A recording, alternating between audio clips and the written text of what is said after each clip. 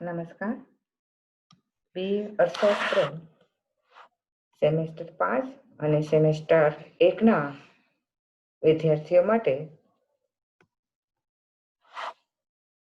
Semester 5 paper number 11 એકમલક્ષી અર્થશાસ્ત્ર અને પ્રકરણ નંબર 2 ગ્રાહકનું વર્તન ભાગ 1 દૃષ્ટિકોણ વિશ્લેષણનો આપણે અભ્યાસ કરી રહ્યા છીએ. જ્યારે સેમેસ્ટર 1 માટે પેપર નંબર 1 અર્થશાસ્ત્રના સિદ્ધાંત ભાગ 1 પ્રકરણ 3 ગ્રાહકનું વર્તન દૃષ્ટિકોણ વિશ્લેષણનો આપણે અહીંયા અભ્યાસ કરી રહ્યા છીએ. આગળ આપણે આ ચેપ્ટરમાંથી 2 ટોપિકની ચર્ચા કરી લીધી છે. કુલ દૃષ્ટિકોણ અને સીમાંત દૃષ્ટિકોણનું અર્થઘટન, દૃષ્ટિકોણ વિશ્લેષણની ધારણાઓ અને ઘટતા સીમાંત દૃષ્ટિકોણનો નિયમ, આટલી ચર્ચા આપણે પૂર્ણ કરી છે. આજે આપણે નવા ટોપિકની ચર્ચા કરીશું. જોઈએ તો આ ચેપ્ટરમાં આજનું જે દૃષ્ટિકોણ વિશ્લેષણનું જે ચેપ્ટર છે એનો આજના ચર્ચાનો ટોપિક છે ગ્રાહકની સમતુલા એક વસ્તુ મોડેલ. એટલે કે ગ્રાહકની સમતુલા આપણે અહીંયા આજ સમજવાની છે. ઘટતા સીમાંત દૃષ્ટિકોણના નિયમમાં આપણે છેલ્લા પીરિયડમાં જોયું કે એક વસ્તુ મોડેલના રૂપમાં કે ગ્રાહક કે ઉપભોક્તા એક વસ્તુનો ઉપભોગ કરે છે તો ત્યારે ગ્રાહક ક્યાં સમતુલા પ્રાપ્ત કરે છે એની ચર્ચા કરતા સીમાંત દૃષ્ટિકોણ કરે છે. એટલે કે કોઈ એક વસ્તુના સંદર્ભમાં જ્યારે અભ્યાસ કરવામાં આવે ત્યારે ઘટતા સીમાંત દૃષ્ટિકોણના નિયમની ચર્ચા કરવામાં આવે અથવા એ મોડેલનો ઉપયોગ કરવામાં આવે છે. એટલે ગ્રાહકની સમતુલા ના આધારે આપણે જો તારવી હોય તો એક વસ્તુ મોડલ ઘટતા સીમાંત દૃષ્ટિકોણના નિયમમાં કોઈ એક વસ્તુનો અભ્યાસ કરવામાં આવે છે. એટલે કે કોઈ એક વસ્તુનો જ ઉપયોગ કરવામાં આવે એની સમતુલા જો આપણે સમજવી હોય તો ઘટતા સીમાંત દૃષ્ટિકોણના નિયમ દ્વારા આપણે સમજવી જોઈએ. પછી એક કરતા વધારે ખરેખર જોઈએ તો ઉપભોક્તાઓ કે વ્યક્તિ કે ગ્રાહક એક કરતા વધારે વસ્તુઓનો જ ઉપભોગ કરતો હોય છે. એટલે કે એક કરતા વધારે વસ્તુઓનો વપરાશ કરતા હોય છે. એટલે એના માટે આપણે ઘટતા સીમાંત દૃષ્ટિકોણના નિયમનો ઉપયોગ નહીં કરી શકીએ, પણ એના પછી આપણે એના માટે એક છે સમસીમાંત દૃષ્ટિકોણનો નિયમ. આ ટોપિક પછી આવતા લેક્ચરમાં આપણે એનો અભ્યાસ કરીશું. એટલે કે આપણે એક વસ્તુનું મોડલનો અભ્યાસ કરવો હોય તો ઘટતા સીમાંત દૃષ્ટિકોણનો નિયમ, અને ખરેખર વાસ્તવમાં આપણે એક કરતા વધારે વસ્તુઓનો વપરાશ કરીએ છીએ, ઉપયોગ કરીએ છીએ, તો એના માટે સમસીમાંત દૃષ્ટિકોણના નિયમનું મોડલ ચર્ચા કરવાની છે. એટલે આજે આપણે પેલા ઘટતા સીમાંત દૃષ્ટિકોણનો નિયમ જોઈ લીધો, તો એના આધારે ગ્રાહક ક્યાં સમતુલા પ્રાપ્ત કરે છે એની ચર્ચા કરવાની છે. તો અહીંયા આપણે એક વસ્તુ મોડલના રૂપમાં આપણે પેલા ગ્રાહકની સમતુલા જોઈ લઈશું. પછી આવતા લેક્ચરમાં આપણે સમસીમાંત દૃષ્ટિકોણની ચર્ચા કરીશું. તો અહીંયા આપણે જોઈએ કે ગ્રાહકની સમતુલા એટલે શું. આપણે ગ્રાહકની સમતુલાનો અર્થ જોવાનો છે કે ગ્રાહકની સમતુલા એટલે શું, ક્યારે ગ્રાહક સમતુલામાં છે એમ આપણે કહી શકીએ. તો અહીંયા આપણે એમ કહી શકીએ કે ગ્રાહકની સમતુલા એટલે એવી સ્થિતિ કે જે સ્થિતિ પ્રાપ્ત કર્યા પછી ગ્રાહક પોતાની ખરીદીમાં વધારો કે ઘટાડો કરતો નથી અને આ સમતુલાની સ્થિતિએ ગ્રાહકને મહત્તમ સંતોષ મળે છે અથવા ગ્રાહક મહત્તમ સંતોષ મેળવે છે. અહીંયા ગ્રાહકની સમતુલાની સ્થિતિ કહેવાય. હવે જો શું ફરીથી આપણે રિપીટ કરીએ, ગ્રાહકની સમતુલા એટલે એવી સ્થિતિ કે જે સ્થિતિ પ્રાપ્ત કર્યા પછી તે પોતાની ખરીદીમાં વધારો કે ઘટાડો કરતો નથી અને આ સ્થિતિએ ગ્રાહકને મહત્તમ સંતોષ મળે છે. આ કન્ડિશન છે. જે સમતુલાની સ્થિતિ પ્રાપ્ત કરે ત્યારે એની ખરીદીમાં એ વધારો કે ઘટાડો કરતા નથી, એટલે કે પોતાની ખરીદીમાં કોઈ ફેરફાર કરતો નથી, એટલે કે એના ઉપભોગમાં કોઈ ફેરફાર કરતો નથી. અને જ્યાં એ સમતુલા પ્રાપ્ત કરે છે તે સ્થિતિએ ગ્રાહકને કઈ શરત છે, મહત્તમ સંતોષ મળવો જોઈએ. આ કન્ડિશન હોવી જોઈએ. આ એનો અર્થ છે. એટલે ગ્રાહકની સમતુલાનો. અને બીજું, સમતુલાની સ્થિતિએ પહોંચ્યા પછી જો એને આપણે સંતોષમાં વધારો કે ઘટાડો કરવો હોય તો ઘણી વખત શું થાય, તો આપણે એના પછી ચર્ચા કરીએ કે બીજા પરિબળો બદલાય તો એની સમતુલામાં કેવા ફેરફાર થાય છે. તો આપણે એના માટે જોઈ શકીએ સમતુલાની સ્થિતિએ પહોંચ્યા પછી અન્ય પરિબળો બદલાય નહીં તો ખરીદીમાં ફેરફાર કરી ગ્રાહક કુલ સંતોષમાં વધારો કરી શકતો નથી. એટલે કે એક વખત ગ્રાહક સમતુલાની સ્થિતિએ પહોંચી ગયા પછી જો અન્ય પરિબળો બદલાય નહીં તો ખરીદીમાં ગ્રાહક ફેરફાર કરી અને કુલ સંતોષમાં વધારો કરી શકતો નથી. એટલે કે આપણે શું જોવું છે કે અન્ય પરિબળો બદલાય તો જ ખરીદીમાં વધારો કરી અને એના સંતોષમાં વધારો કરી શકે, ત્યાં સુધી કરી શકે નહીં. એટલે આ સમતુલાની શરતનો અર્થ છે. હવે આપણે આ ગ્રાહકની સમતુલા છે એ આપણે જોવાની છે. આ જો અર્થ તમે લઈ લ્યો ત્યાર પછી આપણે ગ્રાહકની સમતુલા જોશું. હવે આ સ્થિતિ આપણે જોવું હોય તો એમ કહી શકીએ કે ગ્રાહકની સમતુલાની પ્રક્રિયા આપણે બે મુદ્દામાં ચર્ચા કરવાની છે. પેલું છે વસ્તુ વિના કિંમતે મળતી હોય, જ્યારે વસ્તુની કિંમત ચૂકવવાની ન હોય, કે વસ્તુ જ્યારે ફ્રી મળતી એટલે કે વિના કિંમતે મળતી હોય તો ત્યારે ગ્રાહક ક્યાં સમતુલા પ્રાપ્ત કરે છે એની ચર્ચા કરવાની છે. અને બીજું એવું છે કે વસ્તુની કિંમત ચૂકવવાની હોય, એટલે કે જ્યારે કોઈ વસ્તુને આપણે ખરીદી કરીએ ત્યારે એની કિંમત ચૂકવવાની હોય તો ત્યારે ગ્રાહક ક્યાં સમતુલા પ્રાપ્ત કરે. તો આપણે એમ થાય કે વસ્તુ થોડી વિના કિંમતે મળતી હોય, તો હા મળે ને, ઓક્સિજન મળે છે, પાણી મળે છે, આ બધી વસ્તુઓ છે જીવન જરૂરિયાતની, જે આપણા જીવન માટે અમૂલ્ય છે. અને તો પણ આપણે મૂલ્યોના વિરોધાભાસમાં જોયું હતું ને લાસ્ટ લેક્ચરમાં, એમાં આપણે કીધું હતું કે ઘણી વસ્તુ જીવન જરૂરિયાત માટે બહુ જરૂરી છે આપણા જીવન માટે, પણ એ વિના મૂલ્યે મળે છે. એટલે કે મૂલ્યોનો વિરોધાભાસ જોવા મળે છે. અને ઘણી વસ્તુ એવી હોય છે કે અમૂલ્ય, આપણે એમ કે એની ખૂબ ઊંચી કિંમત હોય પણ આપણા જીવન માટેનું કોઈ મહત્વ ન હોય, એવી પણ વસ્તુ હોય છે. તો અહીંયા આપણે આજે શું કરવાનું છે, વસ્તુ વિના કિંમતે મળતી હોય તો ત્યારે, એટલે કે પાણી છે, ઓક્સિજન છે, શુદ્ધ હવા, આ બધા માટે આપણે કઈ કિંમત ચૂકવતા નથી. તો એ બધું હોય તો ત્યારે વસ્તુ વિના કિંમતે મળતી હોય, કોઈ સેવા છે, તો ત્યારે ગ્રાહક ત્યાં સંતોષ પ્રાપ્ત કરે છે. અને વસ્તુની જ્યારે કિંમત ચૂકવવાની હોય, તો કે મોસ્ટ ઓફ વસ્તુની આપણે કિંમત ચૂકવતા જ હોય છે, તો આ વસ્તુની જ્યારે કિંમત ચૂકવવાની હોય તો ત્યારે ગ્રાહક ત્યાં સમતુલા પ્રાપ્ત કરે છે. આ બેની આપણે ચર્ચા કરવાની છે. તો એક પછી એક લેતા જાય. પહેલા લેશું વસ્તુ વિના કિંમતે મળતી હોય ત્યારે ગ્રાહક ત્યાં સમતુલા પ્રાપ્ત કરે. અહીંયા આપણે એની ધારણા કરી લઈએ છીએ. 3 ધારણા છે. પહેલી છે ગ્રાહક બુદ્ધિપૂર્વક વર્તે છે, આના પરિણામે ગ્રાહક પોતાને ક્યાં મહત્તમ સંતોષ મળે છે તે રીતે જ વસ્તુનો ઉપભોગ કરશે. એટલે કે ગ્રાહક બુદ્ધિપૂર્વક વર્તે છે એવી ધારણા કરી, એટલે એને ખબર છે કે એને મહત્તમ સંતોષ ક્યાં મળે છે, કે જ્યાં એને મહત્તમ સંતોષ મળતો હશે ત્યાં એનો ઉપભોગ અટકાવી દેશે, એટલી એને ખબર પડે છે. એટલે કે ગ્રાહક બુદ્ધિપૂર્વક છે. આ પહેલી ધારણા. બીજી ધારણા, વસ્તુની કોઈ કિંમત આપવી પડતી નથી, એટલે કે વસ્તુ વિના કિંમતે મળે છે અને કોઈ કિંમત ચૂકવવી નથી પડતી, આ બીજી ધારણા.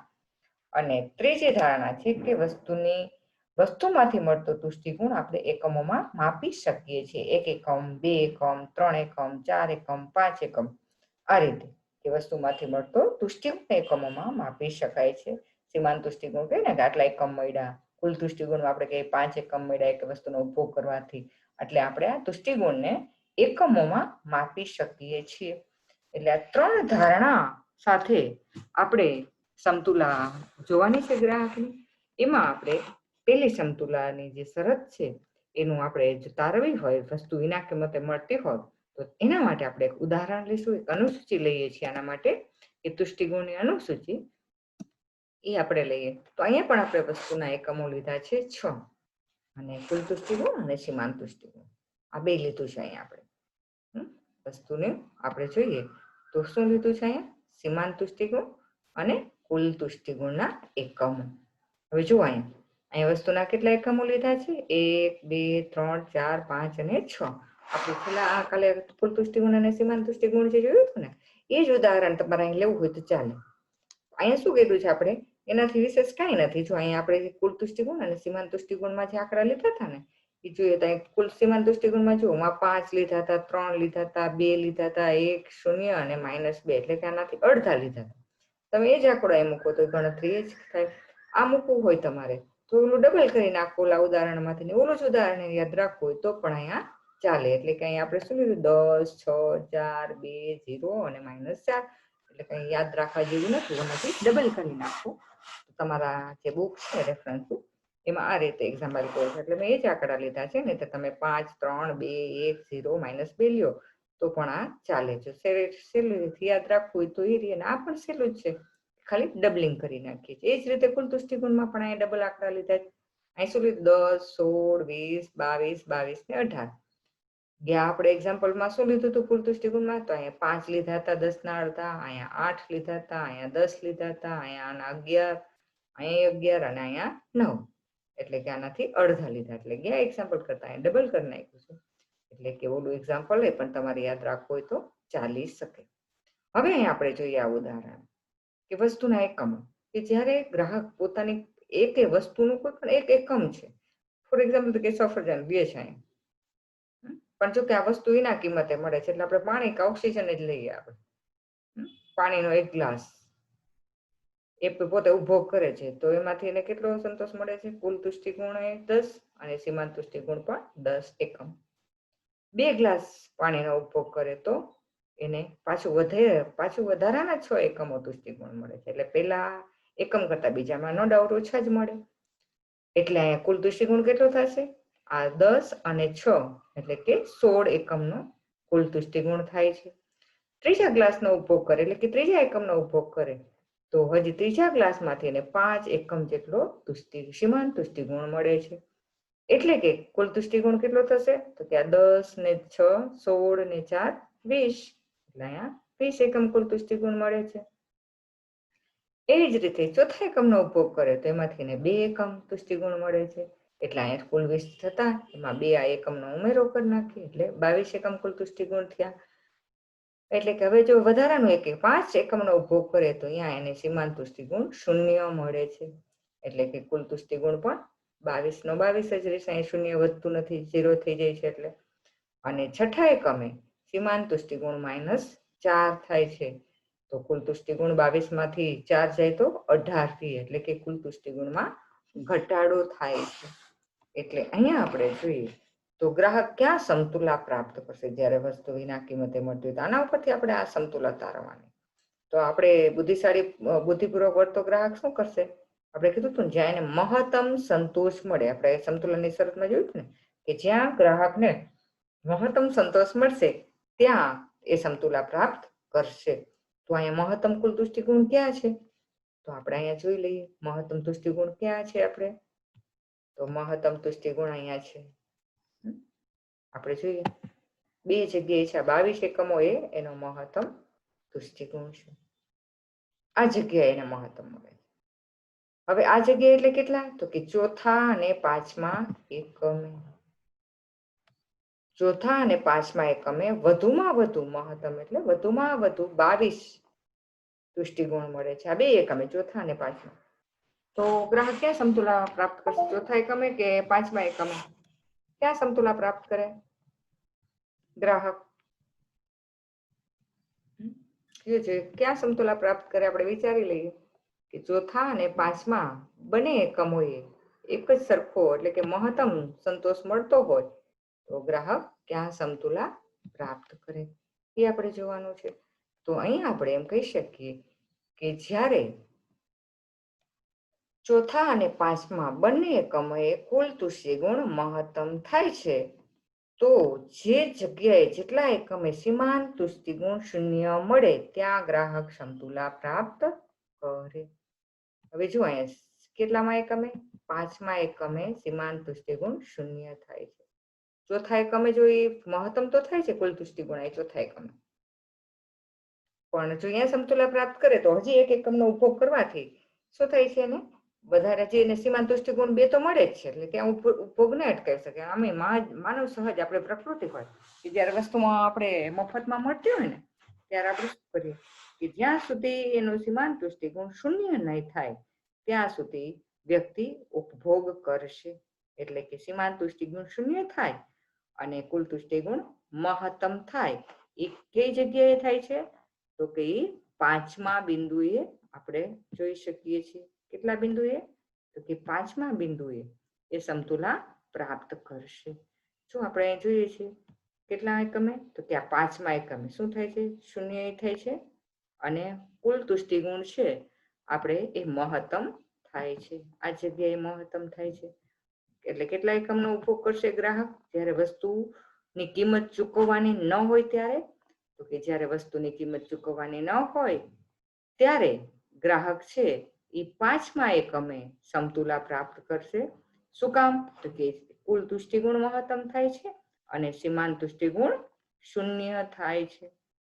એટલા માટે કે જ્યારે વસ્તુ વિના કિંમતે મળતી હોય ત્યારે ગ્રાહક ક્યાં સમતુલા પ્રાપ્ત કરે? તો તે વસ્તુમાં આપણે જોઈએ તો સીમાંત તુષ્ટિગુણ 0 થાય અને કુલ તુષ્ટિગુણ મહત્તમ થાય ત્યાં ગ્રાહક સમતુલા પ્રાપ્ત કરશે. એટલે અહીંયા 5મા એકમે સમતુલા પ્રાપ્ત કરશે. એટલે આ એની સમતુલાની એક શરત છે કે જ્યારે વસ્તુ વિના કિંમતે મળતી હોય ત્યારે સીમાંત તુષ્ટિગુણ 0 થાય અને કુલ તુષ્ટિગુણ મહત્તમ થાય ત્યાં ગ્રાહક સમતુલા પ્રાપ્ત કરે. એટલે આ રીતે અહીંયા સમતુલા પ્રાપ્ત કરશે ગ્રાહક. તો અહીંયા આપણે જોઈએ કે આ વસ્તુ છે એ વિના કિંમતે વસ્તુ મળતી હોય ત્યારે અહીંયા સમતુલા પ્રાપ્ત કરે. પછી આ શરત આપણે જોજો, છેલ્લે આપણે બે વસ્તુની કિંમત ચૂકવાની હોય ત્યારે અને વસ્તુ વિના કિંમતે મળતી હોય ત્યારે ક્યાં સમતુલા પ્રાપ્ત કરે, છેલ્લે આપણે પણ બે સમતુલા લખવાની છે. એટલે પાછા તમે આ યાદ રાખજો કે ક્યાં ગ્રાહક સમતુલા પ્રાપ્ત કરે છે. હવે આપણે ત્યાર પછી જોઈએ બીજો મુદ્દો કે જ્યારે વસ્તુની આપણે જોઈએ કે કિંમત ચૂકવવાની હોય ત્યારે ગ્રાહક ક્યાં સમતુલા પ્રાપ્ત કરે. એના માટેની આપણે જોશું કે ધારણા છે, અમુક ધારણા કરી લઈએ આપણે. તો એ ધારણા પછી એની 3 ધારણા છે. ઓલી જે ધારણા છે એવી જ ધારણા છે, પણ અહીંયા આપણે શું કરવું પડે છે? કિંમત ચૂકવવાની છે વસ્તુ માટે કે જે ગ્રાહક ખરીદી કરે કે ઉપયોગ કરે એની કિંમત ચૂકવવાની છે. પણ આપણે પેલા એક્ઝામ્પલમાં શું હતું? વસ્તુ વિના કિંમતે મળતી હતી એટલે કિંમત ચૂકવવાની નહોતી. તો અહીંયા આપણે જોઈએ તો પેલું છે ગ્રાહક બુદ્ધિપૂર્વક વર્તે છે. ઓમાં ધારણા હતી કે ગ્રાહક બુદ્ધિપૂર્વક વર્તે છે એથી એને ખબર છે કે મહત્તમ સંતોષ ક્યાં મળે છે અને ત્યાં તે એની ખરીદી અટકાવી દેશે. બીજી ધારણા છે કિંમત અંગેની ધારણા કે વસ્તુની એકમ દીઠ કિંમત ₹1 આપણે માની લઈએ છીએ કે એક એકમની ₹1 કિંમત ચૂકવે છે. એટલે બધા એકમો માટે કિંમત કેવી છે? એક સરખી જ છે. એટલે ગમે તેટલે વસ્તુના ઉપયોગ કરે તો બધા માટે એની કિંમત એક સરખી જ રહેશે. એટલે આ કિંમત અંગેની ધારણા. અને ત્રીજી ધારણા છે આપણે કે વસ્તુમાંથી મળતો તુષ્ટિગુણ અને નાણું ખર્ચવાથી મળતો બિન તુષ્ટિગુણ એકમોમાં માપી શકાય છે. એટલે યુટિલિટી અને ડિસયુટિલિટી એ બંનેને એકમમાં માપી શકાય છે. એટલે નાણું ખર્ચવાથી મળતો બિન તુષ્ટિગુણ અને વસ્તુ મળવાથી મળતો તુષ્ટિગુણ આ બંનેને આપણે માપી શકીએ છીએ. એટલે 3 ધારણા દ્વારા આપણે આ ઉદાહરણ સમજવાનું છે કે વસ્તુની કિંમત ચૂકવાની હોય તો ત્યારે ગ્રાહક ક્યાં સમતુલા પ્રાપ્ત કરે એની અનુસૂચિ લઈએ આપણે, સીમાંત તુષ્ટિગુણ અને કિંમતની અનુસૂચિ. તો એમાં આપણે લેશું આ 3 કોલમ હતા આ વસ્તુના એકમો. જો એ 3 કોલમ હતા, ક્યાં હતા ત્રણેય? તો ત્યાં આપણે જોયું હતું કે વસ્તુના એકમો, સીમાંત તુષ્ટિગુણ એકમોમાં, કુલ તુષ્ટિગુણ એકમોમાં. આ વધારાનું કયું કોલમ આપણે ઉમેર્યું? કિંમત રૂપિયામાં. કેમ કે મારું વસ્તુ વિના કિંમતે મળતી હતી, અહીંયા એક વસ્તુ એક એકમનો ₹1 ચૂકવવો પડે છે અને એ સ્થિર છે એટલે કે 6 એકમમાં ₹1 ચૂકવવાનો થશે. એટલે એક કોલમ એના કરતા વધારે આવશે. અહીંયા આપણે કેટલા 6 જ એકમો લઈએ છીએ, ઓલામાં 6 એકમ લીધા હતા એક. અને સીમાંત તુષ્ટિગુણમાં આપણે અહીં જોઈએ આમાં થોડોક આપણે આંકડામાં જેમ ફેરફાર કર્યો છે. 10 થી જ કરીએ છીએ, પેલા 10, પછી 6, 4, 2, 1 અને -2 આ રીતે લીધા છે. જો અહીંયા આપણે સીમાંત તુષ્ટિગુણ 0 થાય એવું નથી લીધું, બરાબર? એટલે આપણે અહીં થોડોક આંકડામાં ફેરફાર કરીએ છીએ. તો હવે આપણે જોતા જઈએ કે આ ઉદાહરણમાં શું સમજવાનું છે. તો પહેલેથી આપણે જોઈએ કે જ્યારે ગ્રાહક વસ્તુનું એક એકમનો ઉપભોગ કરે અથવા ખરીદે તો ત્યારે સીમાંત તુષ્ટિગુણ કેટલો થાય છે? 10. કુલ તુષ્ટિગુણ એકમોમાં 10 એકમ અને ત્યારે એક એકમની કિંમત કેટલી છે? ₹1. બીજા એકમનો ઉપભોગ કરે તો એમાંથી એને મળે છે. અહીં આપણે એક સફરજનનું એક્ઝામ્પલ લઈ શકીએ કે પેલું સફરજન ખાય તો એને 10 એકમ સીમાંત તુષ્ટિગુણ મળે. પછી બીજા સફરજનની ખરીદી કરે એને અથવા ખાય તો ઉપભોગ કરે તો એને બીજું 6 એકમ મળે છે. એટલે કુલ કેટલું થશે? પહેલામાંથી 10, બીજામાંથી 6, અહીં પહેલામાંથી 10 એટલે 10, વધારાના 6 એટલે અહીંયા કુલ તુષ્ટિગુણ થયો 16. હવે ત્રીજા સફરજનનો ઉપભોગ કરે તો કેટલું થશે? 4 એકમ એને વધારાનો મળે છે. એટલે 4 એકમ મળે છે એટલે 16 ને 4 20. પછી ચોથા એકમનો કરે તો 2 વધારાનો એકમોનો તુષ્ટિગુણ મળે છે. એટલે અહીંયા ટોટલ થયો 20 ને 2 22. પાંચમા એકમનો ઉપભોગ કરે તો એને વધારાનો 1 એકમ જ તુષ્ટિગુણ મળે છે. એટલે અહીંયા કુલ તુષ્ટિગુણ 22 ને 1 23. અને જો છઠ્ઠા સફરજનનો ઉપભોગ કરશે એટલે કે છઠ્ઠા એકમમાં તો એનું થાય છે -2. એટલે કદાચ વોમિટ થઈ જાય કે ખાઈ ન શકે એટલે છઠ્ઠું સફરજન ખાશે ત્યાં એને હવે ઋણ થાય છે, નકારાત્મક તુષ્ટિગુણ મળે છે. એટલે 23 ની જગ્યાએ શું થઈ જશે? વોમિટ થઈને નીકળી ગયું એટલે 23 ની જગ્યાએ અમુક આનો કુલ તુષ્ટિગુણ ઘટ્યો 21 જ થઈ ગયો, -2 થી. હવે અહીંયા 6 સફરજન આપણે 6 એકમો લઈએ છીએ તો બધા માટે 1 રૂપિયો ચૂકવવો પડે છે. એટલે બધાની કિંમત સરખી છે. પહેલું સફરજન લ્યો, બીજું લ્યો, ત્રીજું લ્યો, ચોથું લ્યો, પાંચમું લ્યો, છઠ્ઠું, બધાની કિંમત સ્થિર છે. હવે અહીંયા આપણે જોવાનું છે તો આમાં ગ્રાહક ક્યાં સમતુલા પ્રાપ્ત કરે જ્યારે વસ્તુની કિંમત ચૂકવવાની હોય તે. તો આપણે પહેલી શરત છે સમતુલાની કે કુલ તુષ્ટિગુણ કેવો થવો જોઈએ? મહત્તમ. તો અહીંયા મહત્તમ થાય છે ક્યાં? તો આપણે જોઈ લઈએ છીએ કે 23 એકમો એ મહત્તમ થાય છે. ક્યાં થાય છે? 23માં એકમે મહત્તમ થાય છે. જો આ 23મું એકમ મહત્તમ થાય છે. હવે બીજી શરત શું છે આપણે જોઈએ? પહેલી શરત તો આપણે જોઈ લીધી કે કુલ તુષ્ટિગુણ છે એ મહત્તમ થવું જોઈએ. કેટલા એકમે થાય છે? 5મા એકમે મહત્તમ થાય છે. હવે બીજી શરત એ છે કે જ્યારે વસ્તુની કિંમત ચૂકવવાની હોય ને ત્યારે તો એ છે કે સીમાંત તુષ્ટિગુણ, જો આપણે અહીં જોઈએ સીમાંત તુષ્ટિગુણ એટલે કે આ સીમાંત તુષ્ટિગુણ અને એમાંથી જે વસ્તુ ખરીદવા માટે ચૂકવવામાં આવતી કિંમત એટલે કે આને કહેવાય છે બિન તુષ્ટિગુણ. અહીંયા કહેવાય તુષ્ટિગુણ. આ વસ્તુનો ઉપયોગ કરવાથી એને વસ્તુ મળે, એનાથી શું મળે? એને સંતોષ મળે. અને રૂપિયા ખર્ચવાથી ખિસ્સામાંથી રૂપિયા જાય એટલે શું મળે? બિન તુષ્ટિગુણ મળે, ડિસયુટિલિટી. એને બિન તુષ્ટિગુણ મળશે. તો જ્યાં તુષ્ટિગુણ અને બિન તુષ્ટિગુણ બે સરખા થાય ત્યાં ગ્રાહક સમતુલા પ્રાપ્ત કરે. એટલે પહેલી તો આપણે આ કન્ડિશન જોઈ લીધી કે 5મા એકમે શું થાય છે? કુલ તુષ્ટિગુણ મહત્તમ થાય છે. અને અહીંયા જ આપણે જોઈએ તો જુઓ તમે અહીંયા 1 રૂપિયો શું થાય છે? વસ્તુ એને ઉપભોગ કરવાથી તુષ્ટિગુણ કેટલો મળે છે? 1 એકમ. અને એ વસ્તુ ખર્ચવાથી એને કેટલો બિન તુષ્ટિગુણ મળે છે? તો કે 1 રૂપિયાનો 1 એકમ. એટલે એ બે સરખા થાય છે. એટલે અહીંયા આપણે એમ કહી શકીએ કે 5મા એકમે વસ્તુમાંથી મળતો તુષ્ટિગુણ અને વસ્તુ માટે ખર્ચવા માટે મળતો બિન તુષ્ટિગુણ બે સરખા થાય છે. 1 એકમ થાય છે. એટલે 5મા એકમ આપણે જોઈ શકીએ કે કુલ તુષ્ટિગુણ મહત્તમ થાય છે અને જે સીમાંત તુષ્ટિગુણ છે એ અને એને ચૂકવવી પડતી કિંમત એ બંને સરખા થાય છે. એટલે કે બિન તુષ્ટિગુણ અને સીમાંત તુષ્ટિગુણ અથવા સીમાંત તુષ્ટિગુણ અને કિંમત જ્યાં બે સરખા થાય ત્યાં ગ્રાહક સમતુલા પ્રાપ્ત કરે. એટલે કે જ્યારે વસ્તુની કિંમત ચૂકવવાની હોય ત્યારે સીમાંત તુષ્ટિગુણ અને કિંમત સરખા થાય ત્યાં ગ્રાહક સમતુલા પ્રાપ્ત કરે છે. એટલે કે અહીંયા કેટલા એકમે કરશે? 5મા એકમે સમતુલા પ્રાપ્ત કરશે ગ્રાહક.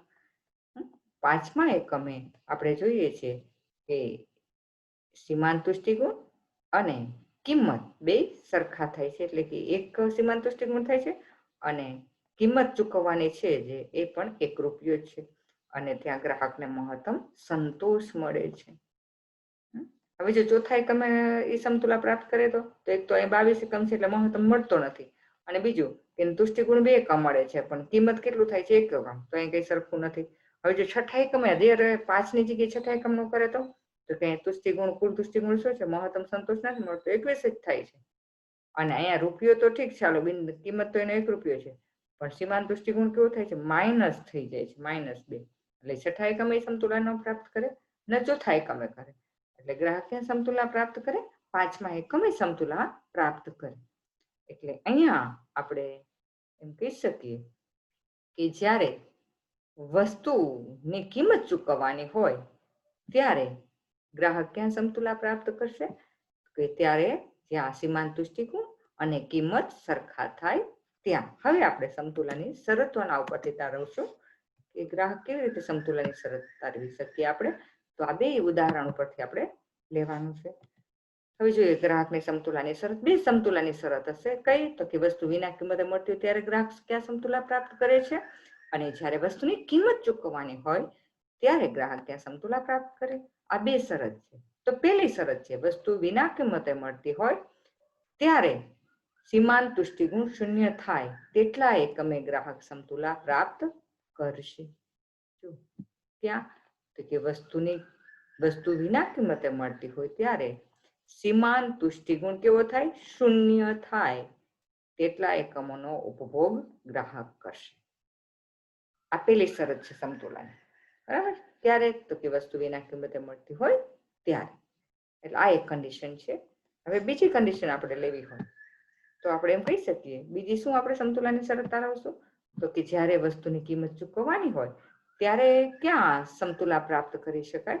તો એના માટે છે કે વસ્તુની કિંમત ચૂકવવાની હોય ત્યારે તુષ્ટિગુણ બરાબર કિંમત, એટલે કે સીમાંત તુષ્ટિગુણ બરાબર કિંમત થાય તેટલા એકમોનો ઉપભોગ કરવામાં આવે છે. આ બીજી શરત છે. એટલે આ બે વસ્તુમાં આપણે જોઈએ ને, વસ્તુ વિના કિંમતે મળતી હોય ત્યારે ક્યાં સમતુલા પ્રાપ્ત કરે, અને જ્યારે વસ્તુની કિંમત ચૂકવવાની હોય ત્યારે ગ્રાહક ક્યાં સમતુલા પ્રાપ્ત કરે. તો આ બેની શરત છે કે સીમાંત તુષ્ટિગુણ શૂન્ય થાય વસ્તુ વિના કિંમતે મળતી હોય ત્યારે સમતુલા પ્રાપ્ત કરે, અને વસ્તુની કિંમત ચૂકવવાની હોય ત્યારે સીમાંત તુષ્ટિગુણ બરાબર કિંમત થાય, એટલે કે સીમાંત તુષ્ટિગુણ અથવા તુષ્ટિગુણ બરાબર બિન તુષ્ટિગુણ, રૂપિયા ખર્ચવાથી મળતો બિન તુષ્ટિગુણ અને વસ્તુનો ઉપભોગ કરવાથી મળતો તુષ્ટિગુણ બે જ્યાં સરખા થાય ત્યાં ગ્રાહક સમતુલા પ્રાપ્ત કરે છે. એટલે આપણે કોઈ એક વસ્તુનો ગ્રાહક ઉપભોગ કરે ત્યારે ક્યાં સમતુલા પ્રાપ્ત કરે એની ચર્ચા આપણે અહીંયા કરી છે. એટલે આપણે એને એક વસ્તુ મોડલ તરીકે ઓળખીએ છીએ. હવે આપણે અહીંયા આ તમને સમતુલાની શરતો, એટલે કે ગ્રાહક ક્યાં સમતુલા પ્રાપ્ત કરે એ તમને સમજાઈ ગયું છે. કોઈ ડાઉટ હોય તો જ્યારે આપણે મળીએ ત્યારે મને નેક્સ્ટ પીરિયડમાં તમે કહેજો. આપણે જોઈએ સૌરાષ્ટ્ર યુનિવર્સિટીમાંથી પૂછાયેલ પ્રશ્નો, તો આપણે એક જ ટોપિકની ચર્ચા કરી છે અને આ પ્રશ્ન વારંવાર પૂછાતો હોય છે. દૃષ્ટિકોણ વિશ્લેષણ દ્વારા ગ્રાહકની સમતુલા સમજાવો, અથવા એવું પૂછે ઘટતા સીમાંત દૃષ્ટિગુણ વિશ્લેષણ દ્વારા ગ્રાહકની સમતુલા સમજે. ગમે તે પ્રશ્ન પૂછે, ગ્રાહકની સમતુલા આવે એટલે તમારા એક જ પ્રશ્ન આમાંથી નીકળે છે. 14 માર્કનો પ્રશ્ન આ પૂછાય છે. વારંવાર પૂછાતો આ પ્રશ્ન છે. એટલે ઘટતા સીમાંત દૃષ્ટિગુણનો નિયમ અને આ ગ્રાહકની સમતુલા વાળો પ્રશ્ન, આ બે તમારે કરવાના જ રહેશે. જો યુનિવર્સિટીમાં તમારે પૂછાતા પ્રશ્નો છે ને, એમાં આ પ્રશ્ન તમને વારંવાર પૂછાતો જ હોય છે. હવે એમાં ઘટતા સીમાંત દૃષ્ટિગુણનો નિયમ અને દૃષ્ટિગુણ વિશ્લેષણ દ્વારા ગ્રાહકની સમતુલા સમજાવો, આ બે પ્રશ્ન પૂછાતા હોય છે. તો અહીંયા આપણે આજે આટલી જ ચર્ચા કરીશું. આભાર. આપણે આવતા લેક્ચરમાં સમસીમાંત દૃષ્ટિગુણના નિયમની ચર્ચા કરીશું. ત્યાં સુધી વિરામ લઈએ. Thank you very much.